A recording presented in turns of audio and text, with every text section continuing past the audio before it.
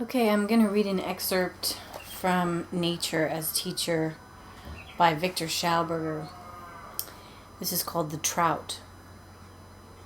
I would like to explain in a very unscientific way how the old foresters, huntsmen, and fishermen and their wives at the spinning wheel recounted old fairy tales as they sought to explain the mysterious perseverance of the trout standing motionless in the axis of flowing spring water. It was rumored that in such springs the souls of the departed were to be found.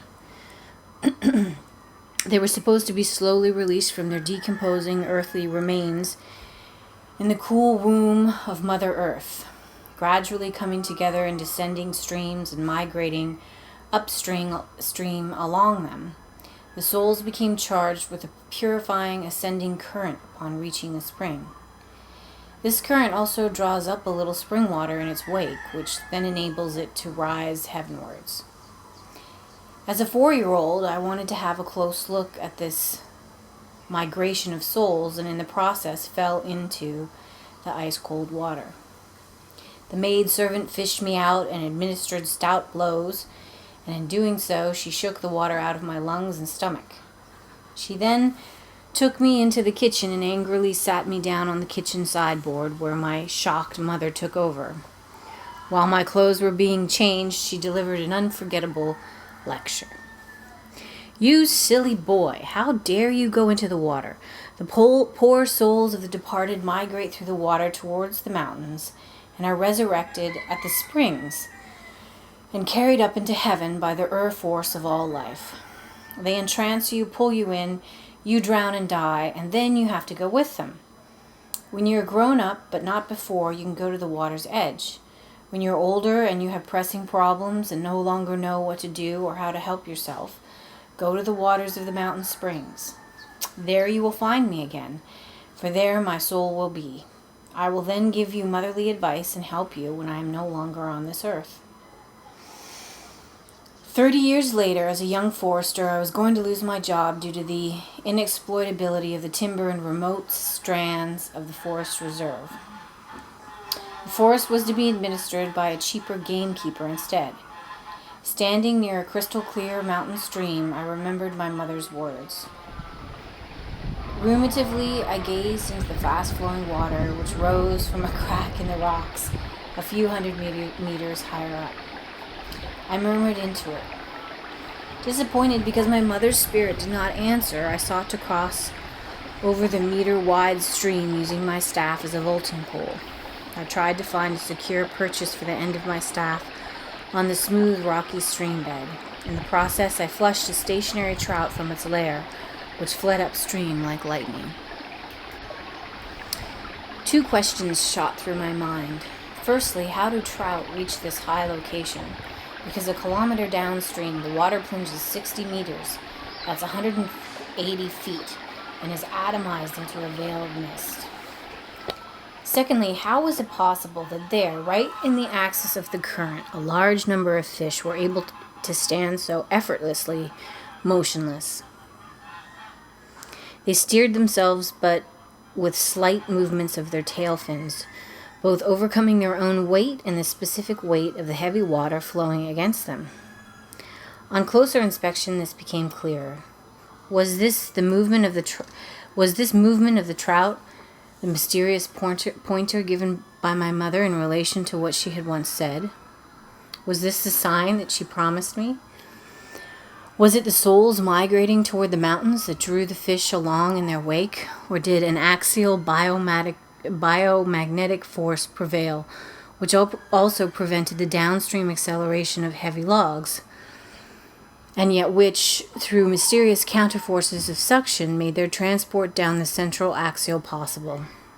Suddenly I had a vision of a machine that would overcome gravity.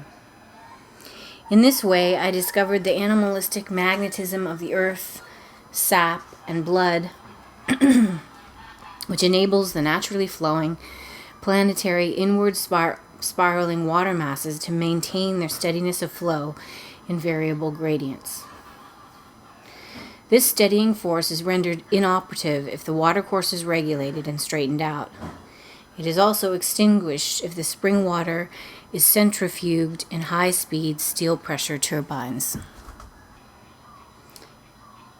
It was during the spawning season on a bright moonlit night in the early part of the year. I was sitting near a waterfall on the outlook for a dangerous fish poacher who used to throw bottles of unslaked lime into ponds immediately below the waterfalls. These ponds were always full of fish. The result of this was that the whole streams were emptied of fish due to lime explosions and the cauterizing of the fish's gills. What occurred that night happened so fast that there was hardly any time to register what actually took place. In the bright moonlight which fell on the water at the right angle, every movement of the numerous fish could be discerned in the crystal clear water. Suddenly the fish scattered in all directions. The reason for their flight was the appearance of a particularly large trout which came up from below, made for the base of the waterfall, and immediately began to swim around it. These movements, which seemed to describe the shape of an egg, were akin to those of the child mentioned previously. This is in another article that he wrote, who swung on the swing in a naturalistic way. It seemed as though the trout was rocking itself to and fro in strongly pronounced looping movements. It was dancing a sort of reel in the swirling water. All at once it disappeared under the fall of the water, which fell like liquid metal into the pond. The trout suddenly stood up on its tail, and in a conically converging stream of water, I perceived a wild movement like a spinning top, the cause of which was not immediately apparent. Having temporarily disappeared, the trout then re-emerged from this spinning movement and floated motionlessly upwards. Upon reaching the underside of the topmost curve of the waterfall, it did a quick somersault in a high curve upstream, backwards like that of the child, and with a loud smack was thrown beyond the upper curvature. With a powerful flick of its tail fins, it disappeared.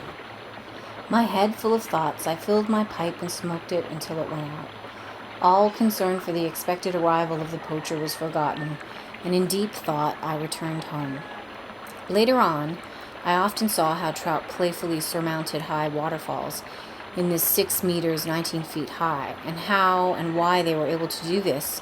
However, I only discovered years later as a result of other observations which happened one after the other like a string of pearls. No scientist was ever able to explain to me this phenomenon. Okay, so what Viktor Schauberger is talking about in his story, his childhood story, which I think is very beautiful.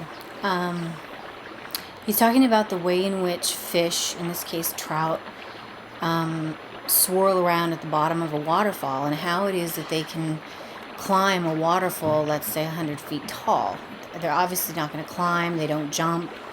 So his question is like, how is this possible? And he remembers this story from his childhood, an old folks' tale that his maidservant and his family used to tell, passed down generations after generation. And the story was about ghosts and springs having certain powers.